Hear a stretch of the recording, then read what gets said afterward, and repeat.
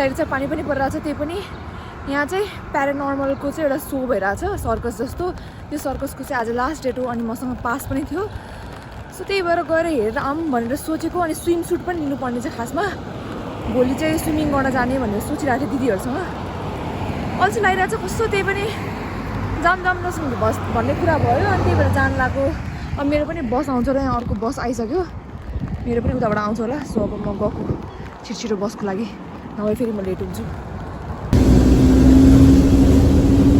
फर्स्टमा चाहिँ म स्विमिङको लागि लुगा लिन गएँ किनभने मसँग स्विमिङ कस्ट्युम थिएन अनि यो दुईवटा सेट मन पऱ्यो अनि मैले त्यो लिइहालेँ अनि त्यसपछि चाहिँ बल्ल मलाई चाहिँ सर्कसमा जानुपर्ने थियो प्यारानर्मल सर्कस भन्नेमा जानु थियो अनि त्यसपछि चाहिँ टिकटहरू थियो क्या मसँग फ्री पास थियो अनि सोचेँ गइहालौँ न हेरौँ न कस्तो हुँदो रहेछ सबैलाई सोधेँ राम्रै थियो फन थियो भनेर भने होइन अनि म पनि लास्ट डे त फेरि यो कि अनि एक्सपिरियन्स गरौँ न त कस्तो हुँदो रहेछ भनेर चाहिँ अनि गएँ अनि टिकट लिनु पर्दो रहेछ क्या तिनीहरू टिकटमा स्ट्याम्पहरू लगाइदिनु रहेछ गएको है ढोकामा नै सबैजना उभिरहेको कस्तो यो केटीले त मलाई तर्साइदिएको एकछिन त अब त्यो डर लागेको अनुहारमा कस्तो डर जस्तो देखेँ चाहिँ डर लागेको हो कि हाँस उठेको हो कि मलाई त यस्तो फनी लागेको तर कस्तो रमाइलो थियो भित्र गएपछि सबैजना कि आफ्नै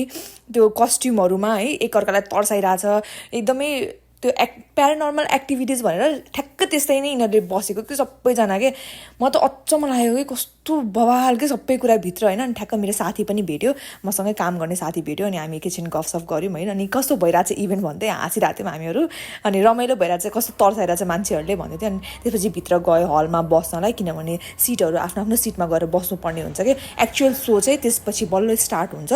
सो म चाहिँ आफ्नो सिटहरू खोज्दै गएँ त्यहाँ उनीहरूले देखाइदियो आफ्नो सिटमा हलमा जसरी हुन्छ त्यसरी नै हुँदो रहेछ अनि त्यहाँ गएँ म अनि बसेँ त्यसपछि चाहिँ सो हेर्न थालेँ ओ माई गड सो त मलाई अचम्म लाग्यो कि मान्छेहरूले के मात्र गर्न सक्छ भन्ने जस्तो फिल भयो कि अहिले तपाईँले अगाडि क्लिपहरूमा हेर्नुहुन्छ कस्तो छ भनेर इभेन्ट मलाई त यस्तो मन पऱ्यो अनि झन्डै मैले मिस गर्न आँटिसकेको थिएँ कि म जाँदिनँ नै सोचिरहेको थिएँ फेरि होइन जाउँ भन्ने भयो मान्छेले मलाई एकछिन त अब स्टार्ट हुन्छ थाहा हुन्छ कस्तो हुन्छ रमाइलो हुन्छ कि हुँदैन भनेर अगाडि त रमाइलो भयो हेर्दाखेरि चाहिँ मजा आइरहेको थियो सबैजनालाई हेर्दा अलिक डर पनि आइरहेको थियो अब त्यो मजा पनि आइरहेको थियो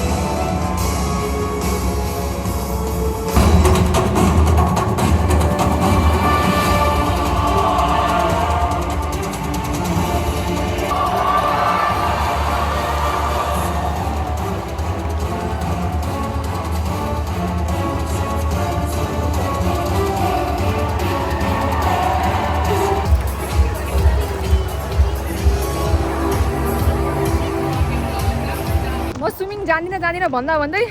स्विमिङको लागि पनि निस्केँ काम गएँ आएँ 2-3टा भिडियो बनाउनु थियो ब्रान्डहरूको त्यो सुट गरेँ अनि अल्छी लागिरहेको थियो होस् जाँदिनँ आज स्विमिङ भने तर फेरि हिजो स्विमिङको लुगा लिएर आएको थिएँ मैले स्विमिङ कस्ट्युम लिएर आएको थिएँ अनि एकैछिन भए पनि गएर आउँछ यसो पनि एकदम गर्मी छ अनि एडिट पनि गर्न सकिँदैन क्यारे भिडियो भनेर सोचेँ अनि होस् गइदिन्छु भनेर सोचेँ अब जाउँ कतिको बिर्सेछु कतिको आउँछ भने मलाई यादै छैन अब एकचोटि क्लास त लिएको थिएँ मैले त्यसपछि म एकचोटि पनि गएको छैन स्विमिङको लागि अब हेरौँ आज कति आउँदो रहेछ मलाई स्विमिङ त्यही गरेर थाहा हुन्छ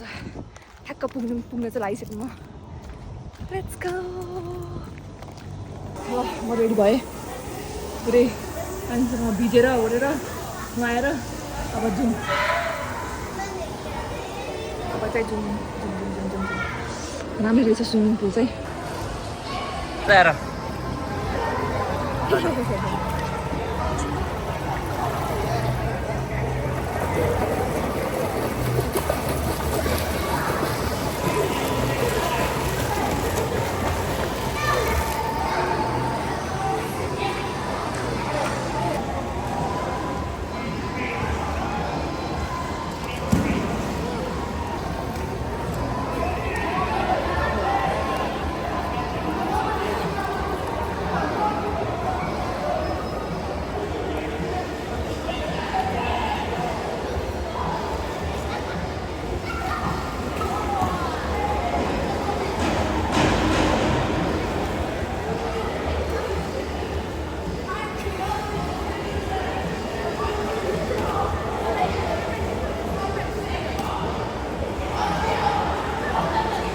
स्विमिङ गरेर चाहिँ मजा आयो फ्रेस पनि भयो सोना पनि गयो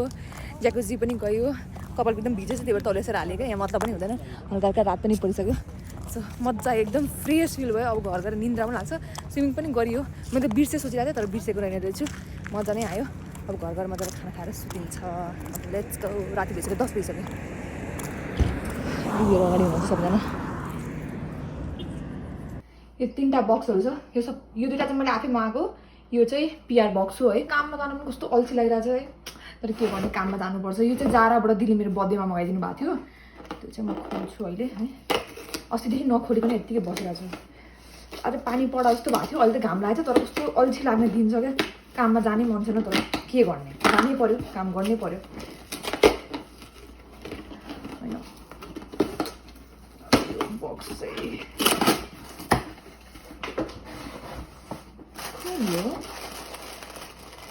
प्याकेजिङ चाहिँ त्यो ओहो त यस्तो यो हिल राख्ने ब्याग नै आएको रहेछ यो चाहिँ अनि यो हो मेरो कस्तो ननिस्केको के मलाई रक्षा दिदीले बर्थडेमा यही गिफ्ट दिनुभयो होइन मलाई यो कति दिनदेखि लिन पनि मन परिरहेको थियो अनि दिदीले मलाई यही बर्थडेमा गिफ्ट दिनुभयो इट्स रियली क्युट कस्तो राम्रो छ मेरो ड्रेसहरूमा कस्तो प्रिटी देख्छ होला यो है अनि अर्को चाहिँ के छ अर्को मैले एमाजोनबाट आफै अर्डर गरेको थिएँ मलाई चाहिरहेको थियो कि यो लाइट जहिले पनि अब कहिले काहीँ यहाँ अब घाम लाग्दैन अनि पानी परेपछि मेरो एउटा मात्रै झ्याल छ क्या अनि यो झ्यालले मजाले देख्दैन यस्तो गाह्रो हुन्छ अनि त्यही भएर चाहिँ मलाई यो लाइट किन्नुपर्ने थियो अनि मैले कतिजना इन्फ्लुएन्सरलाई यो लाइट युज गरेको देखाएको थिएँ कि अनि त्यही भएर सोचेँ आफूलाई पनि मगाइहाल्छु उनको भिडियोज पनि यो लाइटमा राखेर खिच्यो भने चाहिँ एकदमै राम्रो आउँछ है एकदम सानो रहेछ सानो पोर्टेबल खालको लाइट छ हेरिहालौँ मलाई अहिले काममा निस्किनु पर्ने छ कि म बसको लागि लेट चाहिँ हुनसक्छु जस्तो लागिरहेको छ अब यस्तै हो अब बल्ल बल्ल घाम लाग्यो अनि मलाई भिडियो पनि एडिट गर्नुपर्ने थियो कति दिनदेखि भिडियो एडिट नै गरेको थिएन अनि त्यही भएर पनि छिटो सबै खोलेर देखाइहालौँ भनेर कस्तो नखोलेको हो लाइट चाहिँ यो हो अब यो कस्तो छ भनेर म त पछि युज गरेर देखाउँछु के अन हुन्छ कि ब्याट्री छ कि हेरौँ न है के थाहा लाइट चाहिँ कस्तो सानो एकदमै सानो हुन त यति सानो नै हुन्छ भनेर थाहा थियो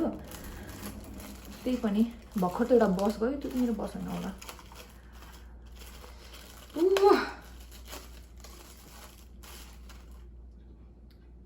अन